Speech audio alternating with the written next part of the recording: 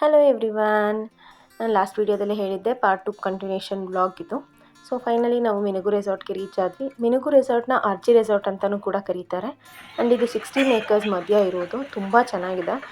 And ಎಲ್ಲ ಬಂದ ತಕ್ಷಣ ಸುಮಾರು ಪ್ರೊಸೀಜರ್ಗಳಿತ್ತು.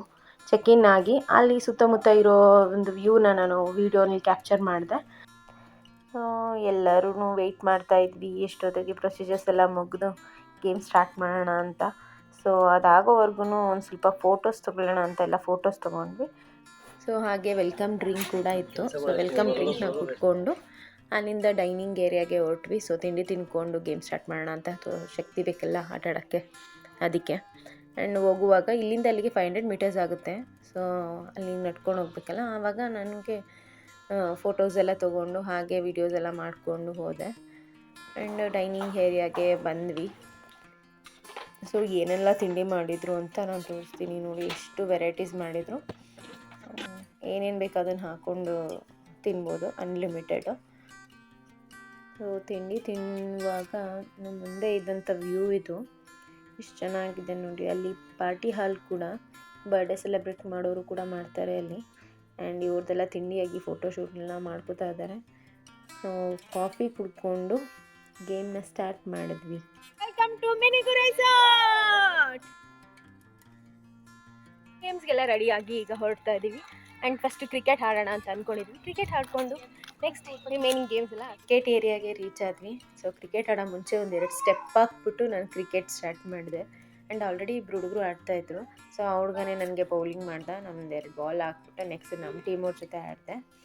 ಆ್ಯಂಡ್ ಆಡಾದಮೇಲೆ ನಾನು ಮತ್ತು ಆಂಟಿ ರಿಮೈನಿಂಗ್ ಏನಾರು ಇದೆ ಅದನ್ನೆಲ್ಲ ಆಟಾಡ್ಬಿಟ್ಟು ಕವರ್ ಮಾಡೋಣ ಅಂತ ಆಡ್ತಾಯಿದ್ವಿ.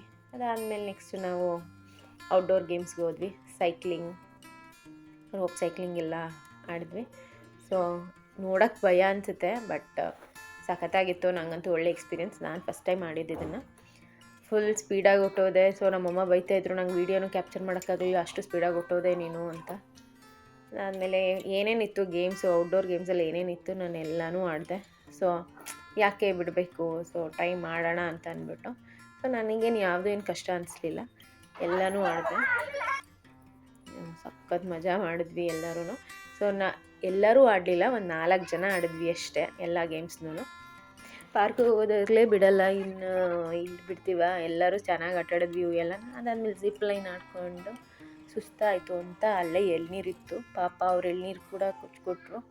ಅದನ್ನು ಕುಟ್ಕೊಂಡು ನೆಕ್ಸ್ಟ್ ಬುಲ್ ರೈಡ್ಗೆ ಹೋದ್ವಿ. ಇದಂತೂ ಫುಲ್ ಕ್ವಾಟ್ಲೆ ಆಗಿತ್ತು. ಎಲ್ಲರೂ ಬಿದ್ದು ನಗಾಡಿದಂತೆ ಇದರಲ್ಲೇ. ಔಟ್ಡೋರ್ ಗೇಮ್ಸ್ ಎಲ್ಲ ಮುಗಿಸ್ಕೊಂಡು ಇಂಡೋರ್ ಗೇಮ್ಸಿಗೆ ಬಂದ್ವಿ. ಸೊ ಇಂಡೋರ್ ಗೇಮ್ಸ್ ಎಲ್ಲ ಮುಗಿಸ್ಕೊಂಡು ನೆಕ್ಸ್ಟ್ ನಾವು ಡ್ಯಾನ್ಸಿಂಗ್ ಮಾಡೋಣ ಅಂತ ಸ್ಟಾರ್ಟ್ ಮಾಡಿದ್ವಿ.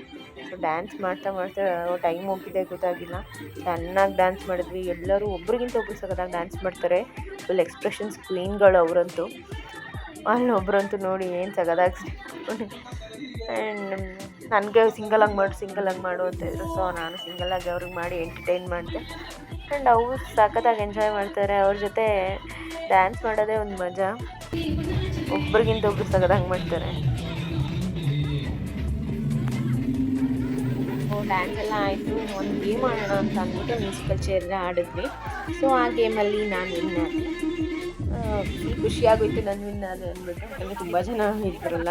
ಸೊ ಹಾಗೆ ಅದಾದಮೇಲೆ ಎಲ್ಲ ಆದಮೇಲೆ ನೀರಲ್ಲಿ ಆಟ ಆಡೋಣ ಅಂದ್ಬಿಟ್ಟು ನೀರಲ್ಲಿ ಹೋಗಿ ಸ್ವಿಮ್ಮಿಂಗ್ ಪೂಲ್ಗೆ.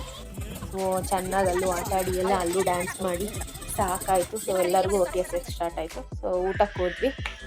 ಸೊ ಊಟ ಮಾಡೋಕ್ಕೆ ಅಂತ ಹೋದಾಗ ಅಲ್ಲಿ ಊಟ ನೋಡಿದ ತಕ್ಷಣ ಖುಷಿಯಾಗೋಯಿತು. ಸೊ ನಾನ್ ವೆಜ್ ಅವರಿಗೆ ನಾನ್ ವೆಜ್, ವೆಜ್ ಅವ್ರಿಗೆ ವೆಜ್ ಇತ್ತು. ನಾಟಿ ಕೋಳಿ ಸಾರು, ಮುದ್ದೆ, ಬಿರಿಯಾನಿ, ಪೆಪ್ಪರ್ ಚಿಕನ್, ಇನ್ನೂ ಏನೇನೋ ಮಾಡಿದ್ರು. ಸೊ ಎಲ್ಲ ಊಟ ಮಾಡ್ಕೊಂಡು ಹಂಗೆ ಒಂದು ರೌಂಡ್ ಹೋದ್ವಿ. ಸೊ ಅಲ್ಲಿ ಹೋಮ್ ಸ್ಟೇ ಕೂಡ ಇದೆ. ಸೊ ಅಲ್ಲಿ ಹೋಮ್ ಸ್ಟೇಯಲ್ಲಿ ಇರೋವಂಥ ಒಂದು ದೊಡ್ಡ ಮನೆ ಇತ್ತು. ಅದು ತುಂಬ ಚೆನ್ನಾಗಿತ್ತು. ಸೊ ಹೊರಗಡೆಯಿಂದ ವೀಡಿಯೋ ತೊಗೋತಾ ಇದ್ದೆ. ಆಗ ಆಂಟಿ ಒಳಗಡೆಯಿಂದ ಯಾಕಪ್ಪ ತಗೋತೀವಿ, ಒಳಗಡೆನೇ ಬೇಕಾದ್ರೆ ತೋರಿಸ್ತೀನಿ ಮನೇನ ಅಂತ ಅಂದ್ಬಿಟ್ಟು ತೋರಿಸಿದ್ರು. ಮನೆ ಮಾತ್ರ ತುಂಬ ಚೆನ್ನಾಗಿದೆ. ಸೊ ಎಂಟ್ರ್ ಆಗ್ತಿದ್ದಂಗೆ ಅಂಬರೀಷ್ ಸರ್ ಫೋಟೋ ಇದೆ. ಅವ್ರ ಹಸ್ಬೆಂಡ್ ಇದ್ದಾರಲ್ಲ ರುದ್ರೇಗೌಡರು, ಅವ್ರದ್ದು ಫ್ರೆಂಡ್ ಅಂಬರೀಷ್ ಸರ್. ಸೊ ಮನೆ ಮಾತ್ರ ತುಂಬ ಚೆನ್ನಾಗಿದೆ. ಸೊ ಹಾಗೆ ಒಂದು ಲೈಟಾಗಿ ವೀಡಿಯೋ ಮಾಡಿದ್ದೀನಿ. ಸೊ ಇಲ್ಲಿ ಬಂದು ಸ್ಟೇ ಆಗೋರು ಇಲ್ಲಿ ಸ್ಟೇ ಆಗೋಕ್ಕೆ per head and per night 5000. And ಮನೆ ಮಾತ್ರ ತುಂಬ ದೊಡ್ಡದು. ಸೊ ಜಾಯಿಂಟ್ ಫ್ಯಾಮಿಲಿ ಇರೋರು ಬಂದು ಇಲ್ಲಿ ಸ್ಟೇ ಆಗ್ಬೋದು. ಸೊ ಎಲ್ಲ ವುಡ್ ವರ್ಕೆಲ್ಲ ನೀವು ನೋಡ್ತಿರ್ಬೋದು. ಬಾರ್ ಕೌಂಟ್ರು ಕೂಡ ಇದೆ. ಆ್ಯಂಡ್ 3-4 ರೂಮ್ ಇದೆ.